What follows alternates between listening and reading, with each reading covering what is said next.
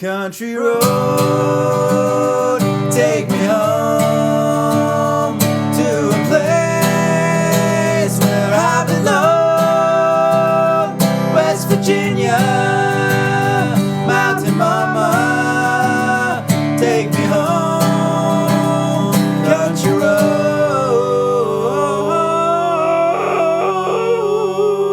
Microphone, what? Microphone, that's right.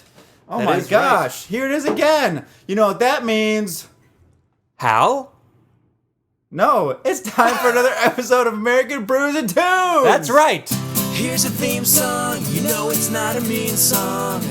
It's a good song, just as it should song. American Brews and Tunes. Shibbity-beeby-dow. That's right. Shibbity-beep-dow, as they say. As everyone says, you know. Yeah, one's hearing a song or something. But anyways, once again, welcome to American Brews and Tunes. My name is Steven Johnson. And my name is Jesse Titus. Very concise. Yeah. Anywho, this is episode number 18. Wow. What up? Yeah, wow. 18. Legal to vote. Our podcast can vote for president. Podcast can vote for president.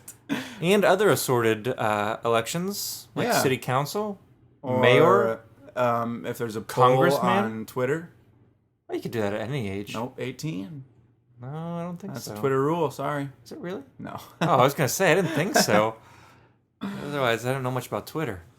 I know very little about Twitter. I know that I like tweets. I like tweets and twits.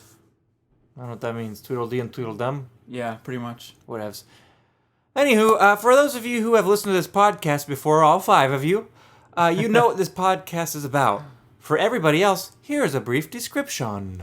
Steven and I recommend albums for each other to listen to over a 2-week period, and then we come together and try new beers and discuss the albums. Correct! And recently we have just been pretty much discussing our 3 or 4 recommendations and touching briefly on the rest of the songs, because the whole goal of this podcast is obviously to get people to like beer, craft beer that is. Well, people already like craft beer, we know that. Or even more. Well, yeah.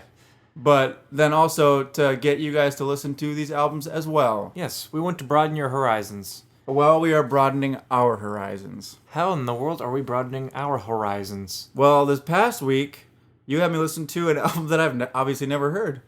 Which is? Ixnay on the Hombre by The Offspring. Oh, a classic punk rock album from a classic punk rock band. Wow. And you listened to what? I don't know. What? I'm just joshing. I listened to an album called Fleet Foxes by a band called Fleet Foxes. Yep. And have you ever listened to them before this, I mean? I saw them play on Saturday Night Live once. And that was about it? I don't remember liking it. Yeah. So, but I also don't remember what it sounded like. I just remember that they were on there long ago, probably when I was late high school. Well, yeah, that would make sense, because I also saw Arcade Fire on there. But anyhow, so those are the albums we've been listening to for these past 2 weeks, and we'll go over those. But before we do that, let's talk about something just as important as the music. Yeah. The weather. The weather. Today was pretty nice. Yeah, not as hot as it's been lately, but it's been... Yeah, well, this morning when I got up for work, it was like 60 degrees. That's pretty nice. But that was at like 4:30, so... Yeah, I did not get up that early. Now it's decently warm, though. Yeah. Since it's warm, I think we should drink some craft brews. You know what? That's a great idea. All right. So what do you got this week? I have the 2017 version of Stone's Woot Stout, which is a collaboration between Stone, Farking, and Wheaton. Wheaton. It's a pretty intense stout, It is an if I remember ale correctly. brewed with pecans, wheat, and rye, 1/4 aged in a bourbon barrel. So does that mean like a quarter? They took a quarter of the whole batch and aged it, and then mixed it back together? I would assume that it means that maybe it was aged for a quarter the amount of time that they normally would age a bourbon barrel, maybe? No? I would assume that they would take a quarter amount of the batch, age that, and then mix it with the rest of it. I also could be wrong, because I don't know. The cover is interesting, the front. I don't think it says anything anyway. Yeah, I don't really know what it is. It looks like the 3 head brewers from each brewery. And there's a hop, hop going through all their mouths. In From homage back to front. Alien. In the way that the right. little... If you ever seen the movie Alien, when the alien opens its mouth, a little tiny death alien comes out and kills people. Do you remember that? Yeah. As soon as he opens his mouth, it shoots out and stabs people in the head with his little alien tongue. It's not a tongue. What is that? A little alien mouth. His mouth destroyer? Yeah.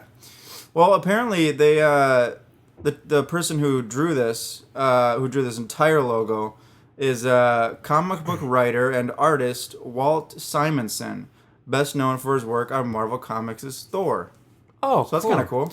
But every year when they have the Woot Stout, because it's an annual limited release, yearly thing, yeah. it's always some type of pop culture reference, it seems like. I had one where it looked like a Star Wars reference where the 3 were different Star Wars type characters. Right, so this one is now an alien reference. Yeah. So you're having a very potent, intense, Yeah, somewhat sweet, roasty stout. It is, what percentage is this, baby? It's up there. It's probably, I think it's 13. Yep. And since you just said 13, I'll tell you what mine is. Okay. 6.5. Which is exactly half. Oh, Interesting, huh? good point. It's from a brewery called Brewdog, which I've never had anything from Brewdog before. No, They're I haven't. originally from Scotland. Their brewery originated in Scotland, Oh, yeah, I think you told me but about they this before. just started a... What would you call it? A secondary brew location? Yeah. Like a secondary brew location in a satellite brewery. Satellite brewery. That's a good word. It's in Winchester, Ohio?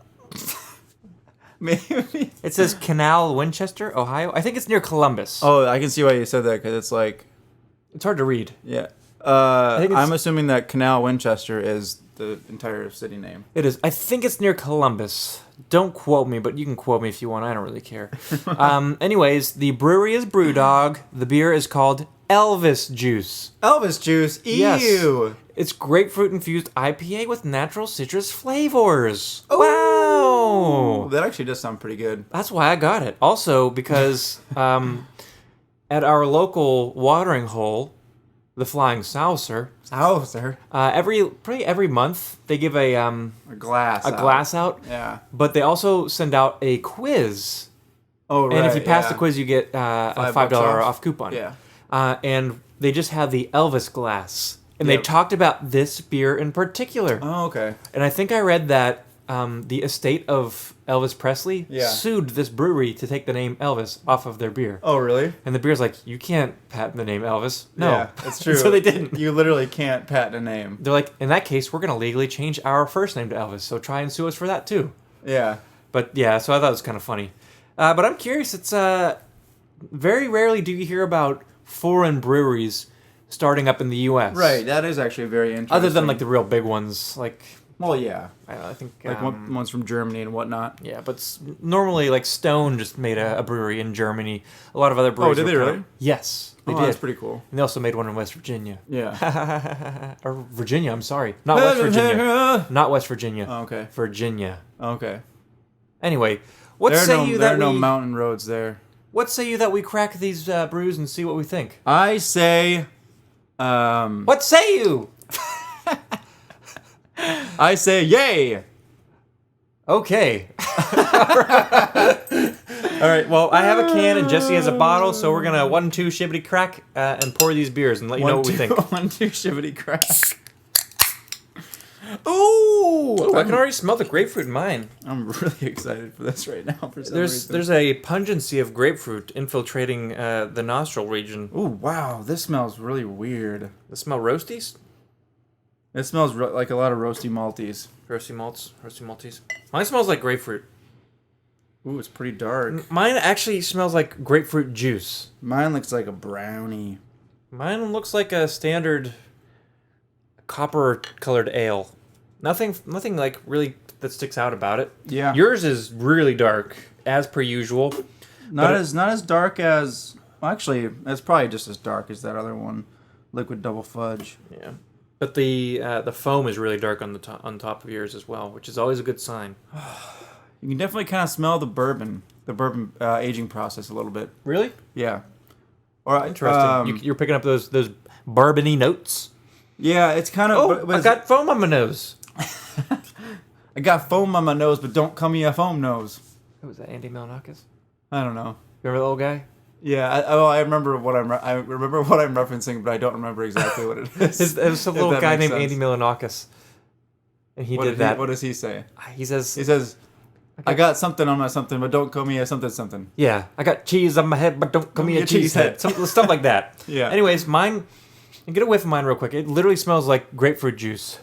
Oh, that does. That smells like you just literally just like squeeze the grapefruit and then you're like. Yeah. The grapefruit's not even like right next to your nose, but you like just cut it and like scooped it out with a spoon, or like put sugar on it and scooped it out. Mm-hmm. And it just kind of smells like that. And they didn't say anything about putting, what's the word? Artificial juice. So I'm assuming it's going to be real because it says grapefruit infused, which I want to believe means real grapefruit. So we'll see. What do you say we give us the magic word and try these brewskis? First, mine not only has really great roasty malty smell, but it also kind of has a sweet, which I'm assuming is the... Pecans, yeah. I'm assuming that's what it is. Kind of almost like has a caramely, pecan-y scent. Pecan-y. Anyways. So I'm kind of excited for this. So let's try it. Let's clink and magic word and try a little skis. I was gonna say sip screw, but I fumbled on my words. If you guys know, sips.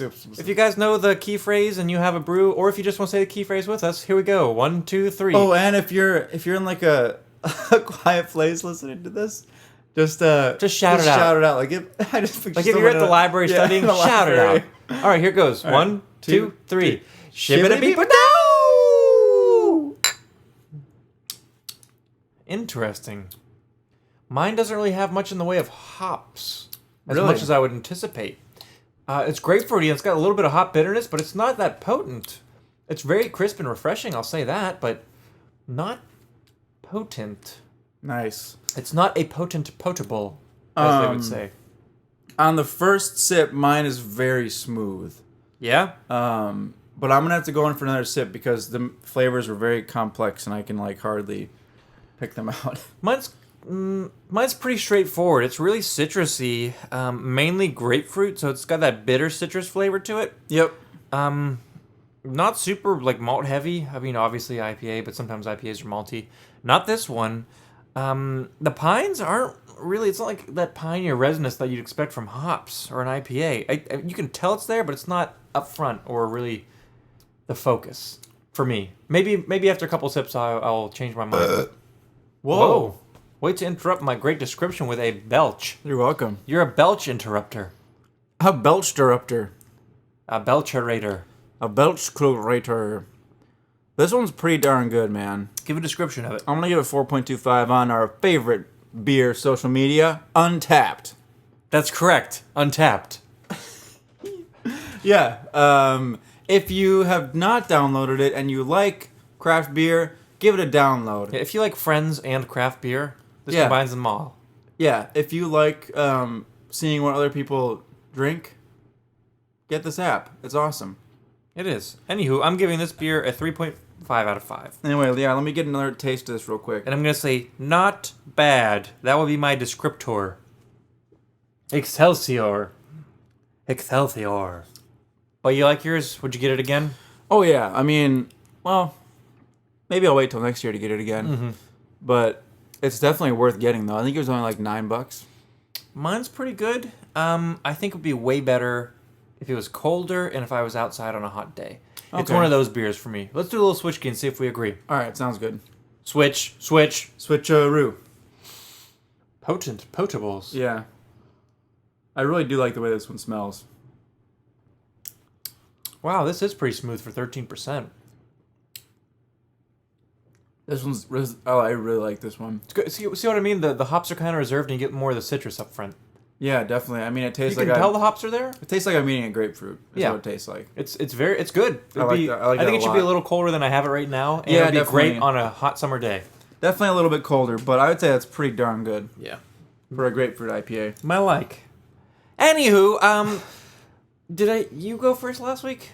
I honestly can't remember. I feel like I probably did, though. Then I will go first this week. Okay. What the heck did I listen to again? Was it sheet rabbits or like wheat camels? Or maybe it was meat skunks. Meat skunks. Or was it heat deers? Or maybe it was Street elk. pack of geese. I just gaggle. All of mine were great. Gaggle geese. All of mine were great, and yours came up with this weird. Well, I'm trying to connect the word fleet. I You know. like a fleet of. I was taking a rhyming scheme, and you were taking the actual correct word for a group of. Yeah. Is fleet the correct word for a group of foxes? I doubt it. Who knows? Seems like I maybe think pack. it's just a pack. Anyways, this band, Fleet Foxes, had to do a little research because Jesse's been recommending so many foreign, non-American bands. This is an American band, though. I know, but I had to research them just to make sure. Yeah. Like he's given me Courtney Barnett. U2. They're basically an American band. What was that one band that was Scottish? Frightened Rabbit. Yeah, Scottish or Irish? Scottish, I believe. And so I was like, what the heck? He probably gave me another foreign band. So I looked it up, and no, they are American. They are from Seattle, Washington, home of grunge. Home of And Starbucks. Home of hipster. And hipster, yeah. Hipster indie music as well. What would you say Portland? Not home of, but Portland's a big hub for that, but I I guess mean, a lot of it comes out of not New that York. far from there. A lot of it comes out of New York too, though. True. So Anywho, this band's American. they are. They're American for American Brews and Tunes. Hey, your beer is technically Scottish, tonight. But it was brewed in the U.S. True, but it's from a Scottish brewery. Well, you decide. At American. Do you think that if you were from Germany and you had a stone beer from their brewery there, you would say that's a German beer or an American beer? I would say German. Do you want to know why? Because the brewery Southern Tier, famously from New York, opened up a secondary location in Pittsburgh, and they brew some Pittsburgh-only beers there, and I call those Pittsburgh brews. Yeah, but that's not the same thing because that's still within the same country. But I'm going state by state. So if I can differentiate between states, then I can differentiate between countries. My logic doesn't match up with yours. The real question is, are they brewing in an American style or in a German style now there? A grapefruit IPA? No, I'm talking about Stone in Germany. They're probably brewing some German-only beers there, if I had to guess. But like in a German brewing style, you think? Probably, yes. Then but also, they if might be German. But if I had to guess, a grapefruit IPA doesn't sound Scottish to me. It sounds American. And the name Elvis is pretty darn American. That's true. But then again, I don't know. So I'm just going to assume because that's always the safest thing to do. Wikipedia! Anywho, I've been saying anywho a lot. I'm going to try to do it. All right. Since you say essentially, I'm going to do... You're doing anywho? Yes. We've been keeping a tally... How about you do a whatnot tally? Well, I haven't said that at all, and I've said anywho like 10 times this podcast. Oh, What do you want really? me to do? Anywho or what now? Anywho. All right, so we're going to keep a tally of any time I say anywho, and any time Jesse says essentially, I'll tally for him. And we'll... I did pretty good last week with no essentials. Well, you knew. You were aware. Well, yeah. I'm aware as well right now.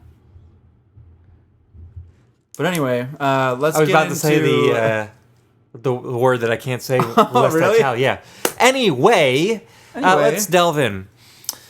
So this is a pretty short album. I think it was... Yeah, it's only like 30-some minutes. 30 to 40 minutes, somewhere along those lines. Only Yeah. 11 songs. Thank goodness, because you recommend some long albums. The songs weren't too terribly long, which I was happy about. The biggest thing to take away from this band is the harmonies. They're so harmonically driven. Oh, yeah. That's like their whole thing. That is, and is very evident with the first song, which is called Sun It Rises, which I recommended. Sun, it rising. Or something I gave it 3 Fox. 3 Fox? That's my rating. Do you want to know my rating scale? Yeah, of course I do. 1 Fox, 2 Fox, 3 Fox, Fleek! I thought you were gonna. Well, rhyme it originally- like 1 fish, 2 fish, red fish, blue fish. That's what I was going to do originally, and then I was like, well, I should put Fleet at the end. 1 fish, 2... Oh. 1 Fox, 2 Fox, 3 Fox, Fleet.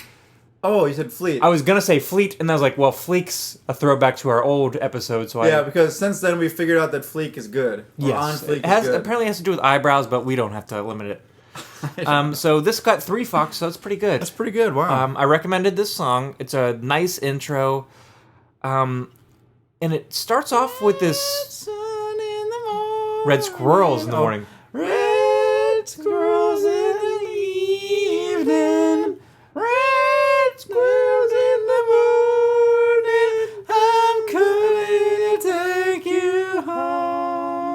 then a guitar comes in. Yeah. And so that red squirrel part is kind of odd. I don't know entirely what it means. I actually looked it up, and he saw a sign that said red squirrels somewhere in England, and they thought it was funny. So he's talking about the red squirrels, which don't really have much meaning. They talk a lot about animals in this in the album, these first couple songs. Yeah. But the song's literally about the sun coming up. I mean, the verses talk about the sun rising, which is pretty appropriate to put a song about the sun rising at the beginning of your album. That makes sense. The sun coming up is the beginning of the day. The first song is the beginning of an album. So probably intentional if I had to guess. This guy seems pretty intentional with his writing, so I'd assume that's what the rationale there. Plus, it's a good start. It's a cappella, just voices at the beginning, so it gives you a jumps right into the harmonies. You know what to expect. Harmonies! What are you doing to me? That's not one of their songs. I just wrote it right now. Oh, harmonies! What are you doing to me? Yeah, but it's pretty good. I like when they come in with the rest of the song after that intro. Very catchy, very happy sounding. Yeah. The guitar part's kind of an interesting rhythm. But it's nice. Again, I recommend it. I gave it 3 Fox. 3 Fox. That's pretty Not good. 3 Foxes, 3 Fox, because I have to keep it in that style of the 1 fish, 2 fish. Yep. Anyhow, caught myself there. On to song number 2, which is called White Winter Hymnal. This is probably one of their most popular songs. I think you're right, too. I knew that this, or the next I knew this song. before going into the album because you've played this before in the past. Yeah. Even before you told me you were going to recommend this album, you've played this before. I gave it 3 Fox, and I recommended it as well. Wow. This was the first single that they pushed off of this album, and I guess I should say this is their debut full-length album. They had some pretty good notoriety, but then they released this in 2008. I think it was 2008, yeah. That makes sense because you said late high school is when you It was saw them. it was received with critical acclaim. Like this, if you go back and look at 2008, probably the majority of reputable music reviewers, magazines will put this in their top like 20 to 30 of the year. Yeah. It did super well. But this song, White Winter Hymnal, the second song on the album, is pretty good. It's really, really good, which I'll get to that in a second. Okay. But the lead vocalist, his name is Robin Pecknold. I think I'm saying that right. Robin Pecknold. Even though he's British. American. So, Robin Pecknold. Robin Pecknold. Is there... Robin Pecknold. Have you ever seen Jim Jeffries? Australian comedian? I think you have told me to listen to him When he does his American accent, he kind of sounds like that. Robin Pecknold.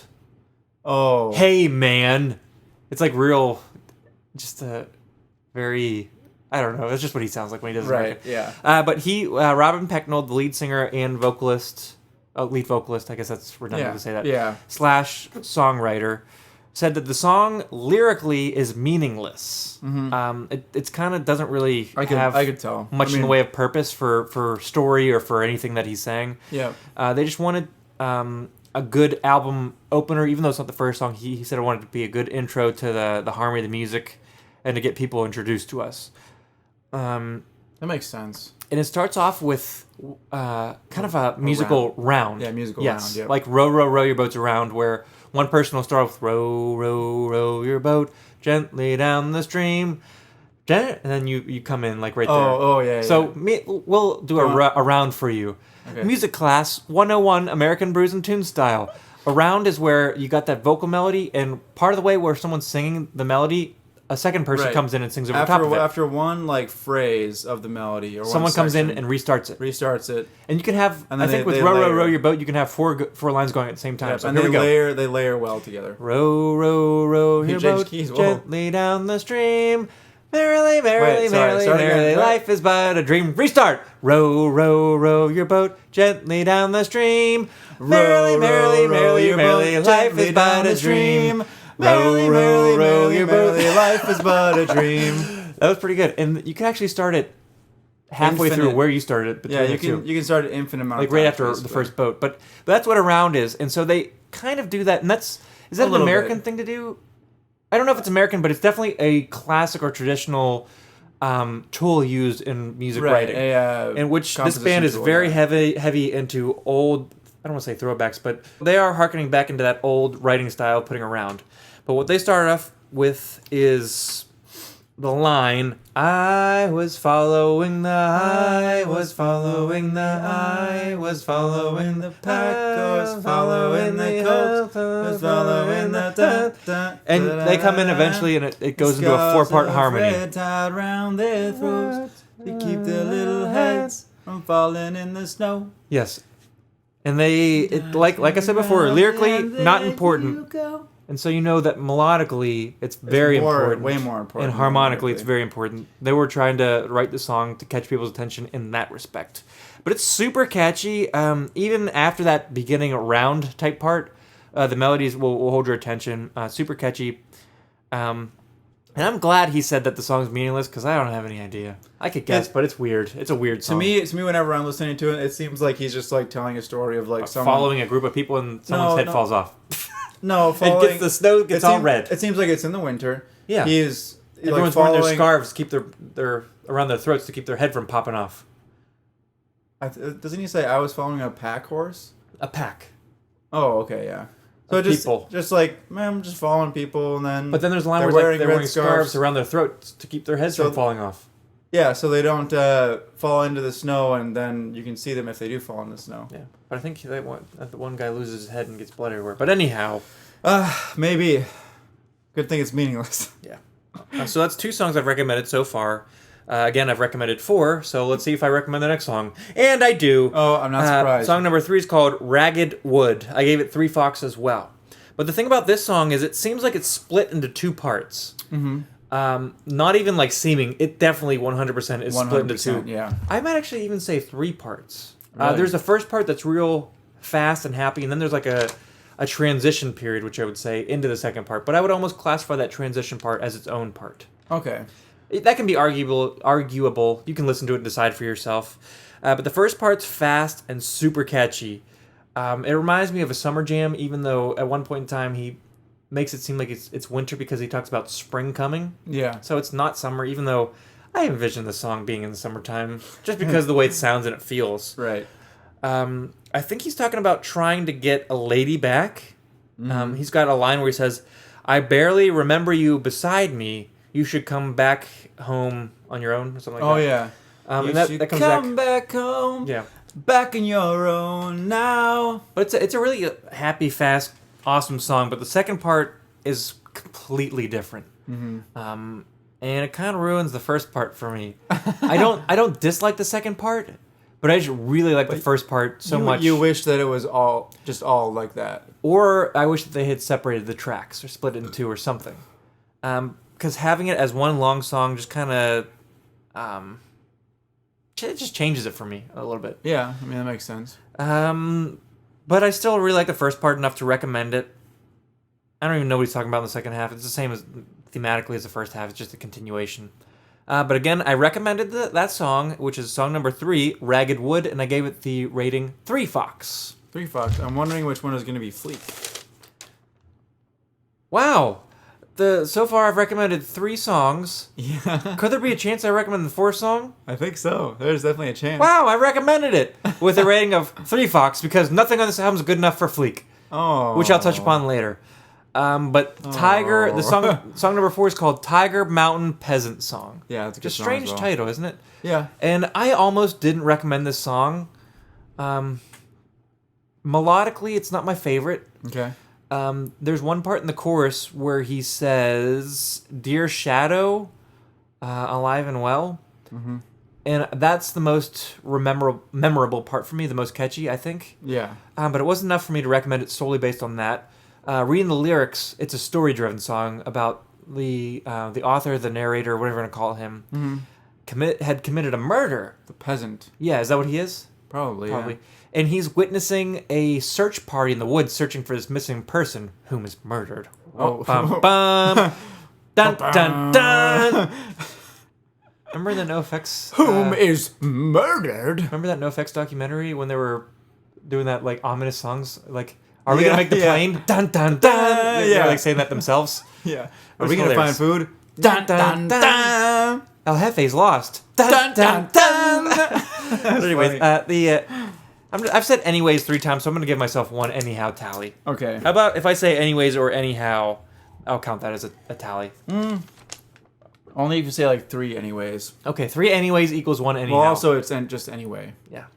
Who cares? Anyways, I do it. I pluralize it. Anyways is redundant. But I'm a redundant kind of guy, so it's okay. All right. Back to the good stuff. Fair enough. This song, like I said, the hunting party, not hunting party, the search party is looking for this person who's missing, which we know is murdered by the narrator, peasant, whatever you want to call him. Mm-hmm. And they don't find this person. Soon, we learn that this person is named Jesse. Oh, yeah. Yep. Do you like every time when they say that, they just say Jesse? Yep. How does that part go again? I can't remember off the top of my head. But the person who he murdered is named Jesse. Whether that's a guy or a girl. He says like I'll get to it. I'll get it. I'll get to it. I'll get to it. I'll get to it. I remember it now, but you can get to it though. I'll get to it. But he's talking about Jesse, so genderly ambiguous. Could it be a guy? Could it be a girl? Who knows? But he starts to have regrets, big regrets. Yeah. And the line is, which you were about to sing, Jesse, I don't know what I have done. I'm turning into a demon. And I love that part because the melody is awesome. The melody's pretty awesome. Jesse, I don't know what I have done. I'm turning myself into a demon. Yes, which is true. So like he's obviously regretting regretful it of big time of the murder or whatever. And it is pretty a stripped down song. It's just basically a guitar and vocal. For the most part, there are other instruments, but it's folk, like a folk song, straight folk song. That's where the piece that you said in the beginning about it being mostly harmony driven. Yes, is why like they have a lot of songs that are just a guitar and then vocals. And like I said before, where they're harkening back to old styles. When I hear this song, I almost imagine the melody. I almost imagine someone playing lute. Oh, okay. I can see like an old timey bard. It's like a bard's tale. Yes. Or as the Germans would say, a Menzinger. That's pretty interesting, actually. Isn't it? Yeah. When you think of that, that's kind of what I think about. That kind of makes sense. Melodically, thematically, and just the sound of the song. Right. What I like the best about the song is, like I said before, when he said that dear shadow, I kept thinking, before I looked the lyrics up, I kept thinking he said Dio. He says, Dio shadow. Like he says, the way he says dear, it sounds like Dio. And I was like, Ronnie James Dio. Oh, Dio. So I thought it was kind of funny. So that's all 4 of my recommendations are the first 4 songs. Yeah, well, I mean, just... I'll list the rest of them and give my ratings. Yeah. Just go through them real quick. Song number 5 is called Quiet Houses, 1 Fox. Song number 6, He Doesn't Know Why, 1 Fox. Song number 7, Heard Them Stirring, 1 Fox. This song's an instrumental. Yeah, I know you don't really like instrumentals. I even looked up the lyrics on Lyric Genius. They're kind of actually funny because it's just like, wah, woo, wah, ah. Because there are vocal parts, but it's instrumental. There's no words. Right. It's a catchy song, which I might have said two Fox because it's catchy. That's kind of the reason that I like it, is because like I really like the instrumental. Instrumentals part. have to be really good for me to like, and this one's actually not too bad. But I gave it 1 Fox. Right. Song number 8 is called Your Protector. I like that song a lot. I gave it 2 Fox. I gave it 2 Fox because the chorus is really good. Yeah. It's really catchy. Your protector's coming home. Song number 3 is called Meadowlarks. Oh yeah, I'm not really a big fan of this song. Me neither. 1 Fox. Meadowlarks. Meadowlark. That's not actually what it is, but... Hey, watch out for those meadowlarks. They're over there in the meadow, larking. Larking Lark, about. lark, lark, lark. That's what the meadowlarks say. Lark, lark, lark, lark, lark, lark. Oh no, the meadowlarks are coming. Lark, lark, lark. Just picture them like waddling down the street. I'm picturing them as Porygon from Pokemon. Which one? The first Porygon? The first one, not the rounded one, the real square one. The square one. They're just like protruding from the water. And everybody's like, no! That was so That's funny. the Meadowlark. Pat, trademark, Steven. Even though I'm trademarking a song and a copyrighted Pokemon. Anyway, song number 10 man. is Blue Ridge Mountain. So I gave this song I like this song a lot. 2 fox and their baby fox. Oh, Yeah. So almost 3 Blue foxes. Ridge Mountain, Shenandoah River. West Virginia, take me home. It's super catchy song. I almost recommended it, but it wasn't at the point where I could recommend it. Yeah, I really like that song as well. I didn't really like it, but I liked it a lot more than the other ones. And the last song, which is Oliver James, I gave it 2 fox. Oliver James. It's definitely, again, like a very folky song. The whole album's really folky, but this one, in the way that song number 4, Tiger Mountain Peasant Song, was super folky and old style folk. I kind of hearkened this. I said larkin like the larkin. I hearkened this Oliver James. It's like you were trying to say hearkened and also likened. Yes. And you said larkened. Yeah, which is a homage to the song Meadowlark. Yeah. But that's not what I was saying. So the song number 11, Oliver James, is like that old style folk song. Yeah. Me. I didn't recommend it, but it's not bad. Mm-hmm. Overall, it's super catchy. I really like the harmonies. They did it spot on. Obviously, these guys know what they're doing, vocal-wise, songwriting-wise, melodically. It took me a really long time to get into these songs. I had to force feed them to myself. It's not because I didn't like them, because after the first play, I was like, all right, it's pretty good. It just never went to that next level for me. And you weren't like, I can't wait to listen to this album again. Exactly. I didn't fall in love with it. Right. That being said, I would like to hear more of their stuff. I know they have 2 albums that came out afterwards, and they had an they have EP or a 2 beforehand. Recent one that just A couple years ago, yeah. And then one other one called something that I can't pronounce, Myko Konos or something like that. I don't know. Miko Konos. Not my favorite album that you recommended. Not my least favorite album that you recommended. Yeah. Will I check them out? I don't know if I'll come back to this album often. Maybe I will. But I would like to check out more of their stuff. Right. That being said, let's hear this band's Offspring. Well, not this band's Offspring, but how about just the band Offspring? Okay, let's listen to them. All right, this album by the Offspring is called Ixnay on the Hombre. Which is a mix between Pig Latin and Spanish. Yeah. Which kind of fits the album quite well, and the whole theme of it. But I will say one thing, that this was also kind of the same way for me that one is for you, is that I wasn't like super eager to listen to it. Yeah. But whenever I did, there were a lot of songs that I really liked. Hearing you say that, it makes me realize that I should have recommended another Offspring album, because it's been years since I've listened to this album, and I listened to it for the first time today, so I could give it a refresher on the songs. Yeah. And there are way better albums that Really? if I show you something else, you'll be like, yeah, that's way better. Okay. But oh well. Ladies and gentlemen, welcome to the disclaimer. What the heck are you talking about, you crazy idiot? You ding dong? You dingleberry, I'm talking about the first song, What entitled Disclaimer. What is that? It's like a 40-second song, track number 1. What is that, Siznong? They give a disclaimer about the album. Yes, they do. It's just kind of a funny song, basically saying that if anything seems sarcastic or wrong, it probably is. Do you know who and does? if you told me before, but hold on. Yeah. And if you're offended by this, then you just shouldn't listen to it.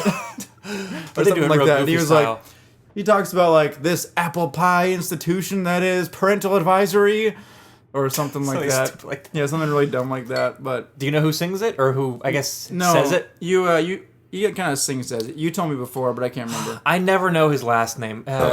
His first name's Jello.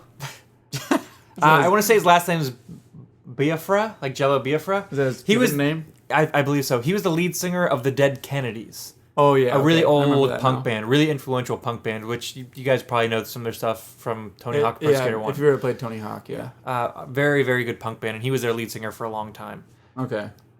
But anyway, this song kind of frames the rest of the album, where it's basically their take on a lot of different subjects, but sometimes their take is very sarcastic and shouldn't be taken seriously. Often. Offsprington. I saw what you're trying to do and Yeah. you didn't follow through. Yeah, I know. Well, because I was like, that doesn't make any sense to say Offspring. But you got to commit. Yeah. But anyway, on to track number 2. It's called The Meaning of Life. And I gave it 5 out of 5, and I recommended it. I would consider this the start of the album. Yeah, this song is awesome. It's so fast and great. Yeah, the song is... It's not about the meaning of life, but it's about... well, when you say the meaning of life, that... You expect an that answer. That implies that you have an answer. But this song is about kind of choosing the path that you take in life. Yeah. So it's not saying this is the meaning of life. Yeah, they're saying this is the way I'm going. This is the direction I'm choosing. As opposed to south, I'm choosing north. You know what I mean? So they say that there are a lot of paths that people take, and a lot of them are like tried, and people who have tried them say that they're true, hence the term tried and true. But they say that path might work for you, but that path does not work for me, so I'm going to go this way. And so that's basically what the song's about. Which reminds me of a Frank Turner song. Do you know what I'm talking about? No. Photosynthesis. Oh, that's yeah, your road, yeah. then take it, but that's not the That's road not for the me. road for me, yeah. So there are roads for everybody in life, but you got to choose. Yep, and they also mention like people tell them about mistakes they've made, and they say we want to make our own mistakes. So like even though you say this is a mistake, I want to make the decision for myself. But again, your way might work for you, But not for but me. then the lyric that I wrote down is basically they say your way might work for you, and then this is what they actually say: thanks, but no thanks. Thanks, but no thanks. Yeah. So That is the line in the chorus at the very end. Of the that chorus, song is like glue on. That song is like glue on your brain. It'll kill you if you actually put glue on your brain. But the next track is even more glue on my brain. I was surprised you like this song. The song's so good. It's good. Ba, ba, ba, ba, ba, ba, ba, ba, ba, ba, ba, ba, ba, ba, ba. Mota. Well, not yet. Well, Then yeah, There's but a nice drum intro, and then the guitar doubles it, and then another guitar doubles it, and then they say Mota. It comes in with It's real fast. Yeah. If you don't know, Mota is slang for marijuana. I did not know that. I really didn't That, know that. that until song now. will make a lot more sense now. Probably because I was like, Mota? What is that, like a Motorola? Mota is slang. Or like a I think it's moat around a castle? That might be by the Hombre makes sense because I think it's a Hispanic slang for marijuana. This song is talking about a Mota boy. Mota boy! Someone who Sells? sells? Smokes on the reg. And they're not really condemning like that lifestyle, but they're more saying that if that's what you want to do, go for it, but it's really not beneficial to your life. Yeah. They say one of the lines in the chorus is your enemy's you and so is your life. Mota boy, but losing out just never felt so right. Right. So they're saying that we can see why you want to do that, but Not good. it's your own enemy. Like you're your own enemy by participating in that type of lifestyle. Makes sense. I did recommend this song 5 out of 5. Since you only recommend 3 total, correct? 3, yep. So you've already recommended 2. Yeah, the first 2 tracks. I don't know what you're gonna recommend because I would have recommended Meaning of Life, what's but it not gonna Mota. be? So I'm curious. I just as I was listening to this album, I'll tell you the main reason that I recommended this song. Yeah. It wasn't really because of the lyrics, although I think the lyrics are interesting. It was because of the drum intro and then then Mota. Like that part? Because whenever I listen to it at work, I'd be like, all right, this song's coming on, and I'd be like pushing a cart in Target, and I'd be like Mota. That's how I should live my life. Like if I'm walking into work, Mota. It was leaving work, Mota. Yeah, it was that's the reason that I recommended it. And then there's also some very funny lyrics inspired by being high. Like what? Like this. I'm laughing my butt at Three's Company. Company. Yeah. I think he says, I'm laughing off my butt again at Three's Company. And I don't think he thinks Three's Company is funny. So No, he's saying, this is where the sarcasm that comes makes in. sense. Like doing drugs would make Three's Company funny. Is that what he's saying? Mm-hmm. Okay. And then there's also a line where he says, Jimmy Buffett's never sounded so good. Or something like that. Yep. And then he says, he like talks about buying a bag of weed from a dealer. And he says, I take a hit, but it smells like a clove.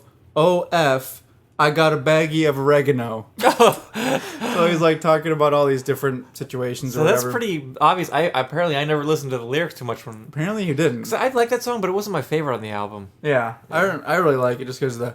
Mota. Do you like the next song? Not really. She ain't no ball and chain! She ain't no ball and chain! It's called Me and My Old Lady. I like the message of it. Yeah. Like he's saying that she ain't no ball and chain. Like, you know, She's like, more than a ball and chain. Like that's you can't the whole, call her. You can't call my old lady a ball and chain. That's the whole It's like a classic the old saying. My lady's a weight on my life. The old ball and chain. Can't do anything. Funny. Can't do anything with her. Haha. Yeah, but he's saying she ain't no ball and chain, and we don't care if you think we're crazy, because me and my old lady are awesome. Exactly. That's basically what the song's about. I gave it a 3.5 just because I really hate that beginning part. Yeah, I don't like that. She ain't no ball and chain. But great chorus though. The next track number 5, is called "Cool to Hate." I like that song. This is one of those sarcastic songs Yeah. because they're saying it's cool to hate. It's cool to hate. It's cool to hate. And he talks about hating a whole bunch of different groups, right? He says, I hate the freaks, I hate the nerds, I hate the jocks, I hate something else, I even hate you, so F you. Yeah. Or something like that. But I think it starts off saying like I hate like the jocks, which if you're like a punk rock guy listening to a punk rock That's song, an obvious one. It's like I agree with him, and then But he's like, I also hate the nerds and the freaks. Yeah, and he hates, and essentially he hates everybody. Yeah, so this is kind of one of those sarcastic songs that don't hate anyone. Yeah, it's sarcastic by saying I hate everybody, but really I believe that it means don't hate anyone. Yeah, which is a relevant message anytime. Anytime in the entire lifespan of the world. Exactly. Exactly. Anyway, I gave that one a 3.5 out of 5. He gave it a 3.5 out of 5. 3.5 out of 5. Did you say punkt? Punkt. Is that point in German? Yeah. Interesting. I think anyway. Ja, 9.9. For those of you non-German speaking people, that means 9.9. And for those of you German speaking people, if that's not correct, sorry. Not sorry. Sorry, not sorry. Going on to track number 6. It's called "Leave It Behind." I gave the song 4 out of 5, but I did not recommend it. Okay. It's essentially about leaving a part of your life behind that was harmful for you, like harmful towards you, and how difficult that is. Which is, I believe, some of the other songs have a very similar theme. But anyway, I gave that one a 4 out of 5. Did not recommend it. Still pretty good though. Track number 7 is called "Gone Away." You don't recommend this one? I did not. I gave it 4 out of 5. I'm surprised. This is one of the 2 '90s rock songs. Like a classic 90s rock. Yeah, like that's a classic. What And I feel like heaven so far away. Yahoo! Like that. And this was a big radio song too. It was a big single off this album. I could see why it would be. Very popular, one of the singles off this album. It's a really sad song. Yeah. It's talking about It's a bummer. someone like losing somebody and them saying like I feel like heaven's so far away. Life, I can find you here. Yeah, it's like a really sad song. It is It's a bummer really good. song when you look at That's the why I gave it lyrics 4 out of 5 though. But since it's 90s rock, I was like, I can't recommend it. I love 90s rock. I really don't. One day I'm going to recommend a 90s rock album for you, and you're going to experience... You better not. Actually, whatever, you can. Don't test me, bro. You can, because eventually I'm going to recommend Animal Collective for you. Don't test me, bro. And don't test me. Okay. Shibbity beep now. I could go for Taco Bell. Irrelevant to everything that's going on. I could go for some carrots and hummus, bro. Organic. That's right. Baby cut. Pikachu back. Pikachu back. That's a throwback. All right, go back to your songs. Anyway, track number 8 is called I Choose. You, Pikachu! Sorry, it presented itself really well. Good, yeah. The song's just called I Choose, not You, Pikachu. I gave this 4 out of 5. This is kind of the same... look as... kind of the same, not look, but message as one of the other songs. Message you had me. They're saying life can be pretty messed up sometimes, but it's all in the way you look at it. So kind of like that one of those first tracks where they said like that might work for you, but like this is the way that I'm going to look at life. Mm-hmm. One of the songs talked about not one of the songs. Meaning of life. One of the lyrics. Yeah, one of the lyrics in this song talks about life's pretty messed up, or you could look at it like a playground, and let's go play and have fun in it. Yeah. Instead of like worrying about all the bad stuff. In the next song. So welcome to the intermission. That's intermission. I think they just put it in there just because just put to a be disclaimer. funny. Yeah. Yeah, just it's because it's made to sound boring. That's one of the joke songs. It's Yeah. kind of funny. It is funny. It's a song. That's the intermission of the album. That's it. They're just making fun of it. Yeah. Yeah. Track number 10.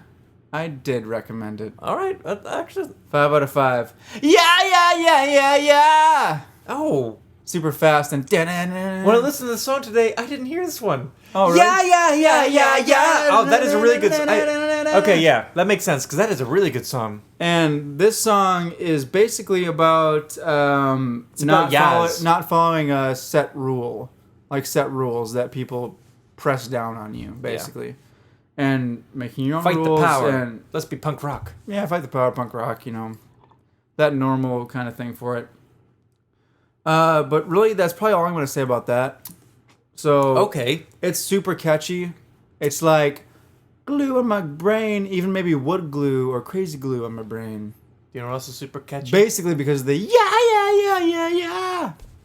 What else is super catchy? I was going to make a dumb joke. I'm going to stop it before it gets there. You got to say it now. You know what's super catchy? What? Mike Piazza. The catcher. It's a really old reference. He doesn't play baseball anymore, so it's really stupid. The funniest part is that you're wearing a Mets jersey right now. I am wearing a Mets jersey right now. Actually, that didn't make me think of Mike Piazza. Oh, really? You're like catcher, Mike Piazza. Like that was the first catcher you thought of? Yes. I know a bunch of other catchers. Most of them are old ones. Like that's funny. You know Ivan Rodriguez? Yeah. Pudge. Like he's one of the ones I think of. Jason Kendall from the Pirates. I don't know if you know him. No. How about Joe Mauer? I know Joe Mauer. Former catcher. He plays first base now, but that's all right. He's shiftable. He is quite shiftable. But we're getting into sports, which doesn't... Yeah, which really does not jive with what we actually, say. It kind of does, because if you go to a baseball game, there's always music playing and there's always beers to purchase. That's true. Back in the day, it would have only been your macro brews, such as Budweiser, Miller, that such thing. Or Pabst or whatever else. Yeah, but I know at least in PNC Park in Pittsburgh, they've got craft beer. You can go get a delicious beverage. At Target Field in Minnesota, there's a stand specifically that has Surly. Awesome. The best brewery in Minnesota. So I guess American Brews and Tunes does clash well with baseball. It clashes well. And also baseball is just I awesome. love baseball, yeah. I love watching baseball. If you guys don't like baseball, get a group of friends to go to a baseball game. Maybe you like it better with a group of friends. It's fun to do. True. Yeah. Anywho, I had to say it once. To track number 11. It's called Way Down the Line. Now, I almost recommended this song because of the subject matter. Okay. But then I realized that it would take way too long to talk about because it's a very deep and in-depth subject. Oh! Yeah. Yeah. Basically, I'm going to sum it up in one sentence, okay? Sum it up in one sentence. We are doomed to repeat ourselves. Yoy. That's what it's about. Kind of sounds relevant now with all this stuff going on in the news. Yeah, like one of the lyrics talks about how Like you're gonna beat your kids just like your drunk father did. And, like you're gonna be a drunk just like your father was. And It's like the cycle repeats itself. her daughter got pregnant and she's gonna be alone and on welfare just like her mother was, and like all this other really depressing stuff. Yep. But almost kind of really true. Like when you really think about it, it's decently true. Unfortunately, but yeah. Yeah, that's unfortunately. Not something you hear always too much in music, but that's... Especially in punk rock. So that's why I was almost going to recommend it. I gave it 4 out of 5, and that's why I just said we are doomed to repeat ourselves is the reason, is the summation of that song. And one more, right? Anyway, no, not one more. 1, 2, 3 more. Oh, okay, I was wrong.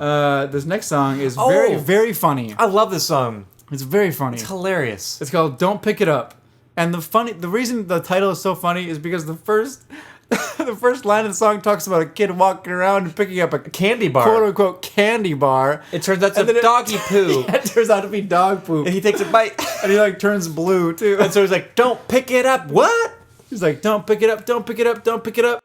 So hilarious. It's a very funny song. But anyway, on to track number 13. It's called Amazed. This song, these last few songs I really liked. This song is 4 out of 5. Yeah, this is the other 90s rock song. If you remember back in the podcast, I said there are 2 90s rock songs. This is the other one. I do remember that. I give this 4 out of 5, though. It's also very depressing. Both their 90s rock songs are depressing. It's basically about how we're alone in this life, ultimately.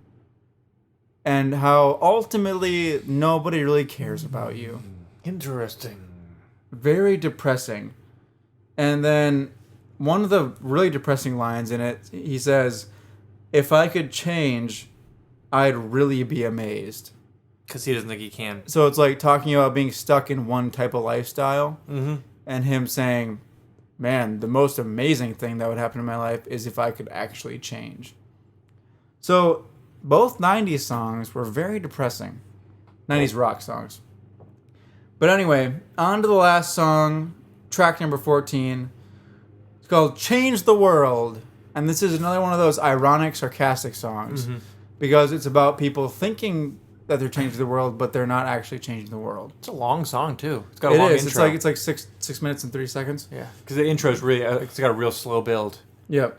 But one of the lyric that I wrote down, because I did not recommend it, but I did give it 4.5 out of 5 because I really liked it.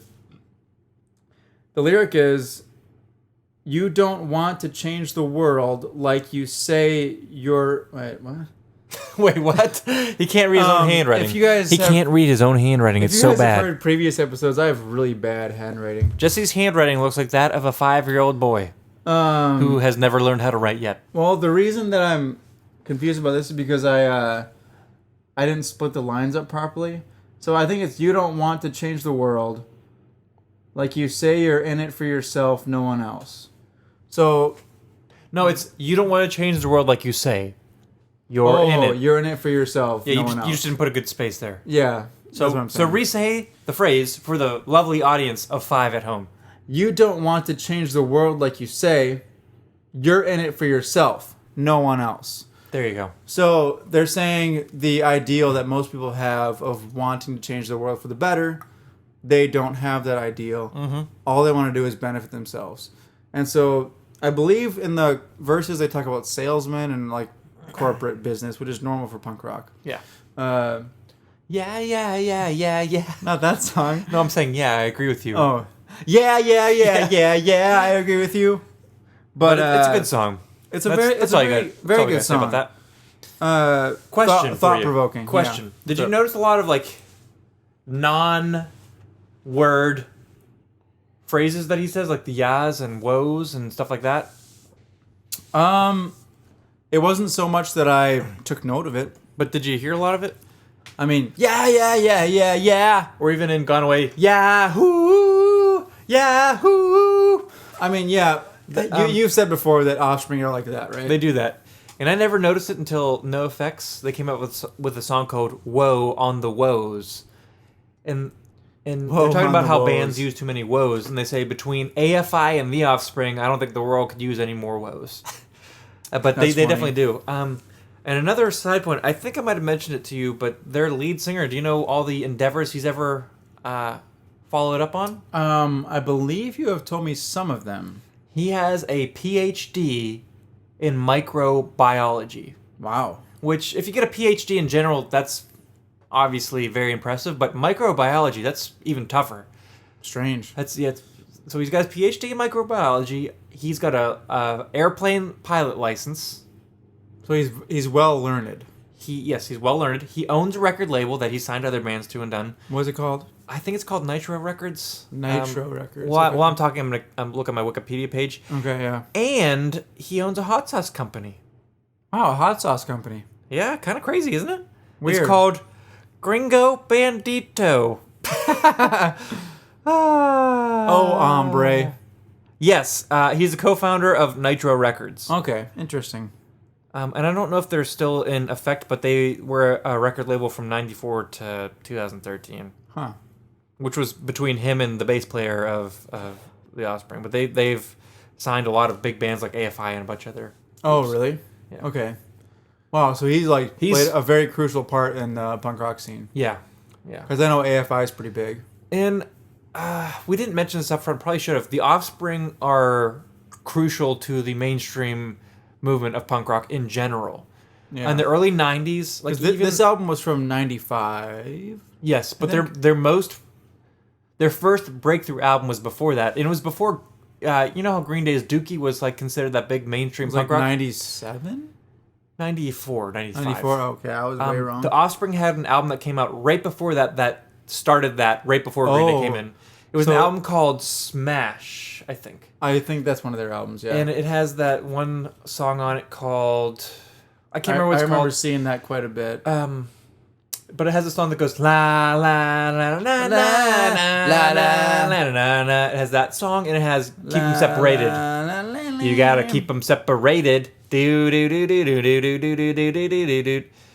Yeah, that's it right there. Smash. And so that album came out and it was one of the first things that was in 94. Yeah, punk rock that put punk rock on the radio. Really? Oh, okay, interesting. And so the Offspring are a very important reason to understand why punk rock is popular, or punk rock in general became mainstream. Because first there was the Offspring, and then there was Green Day, and then it blew up.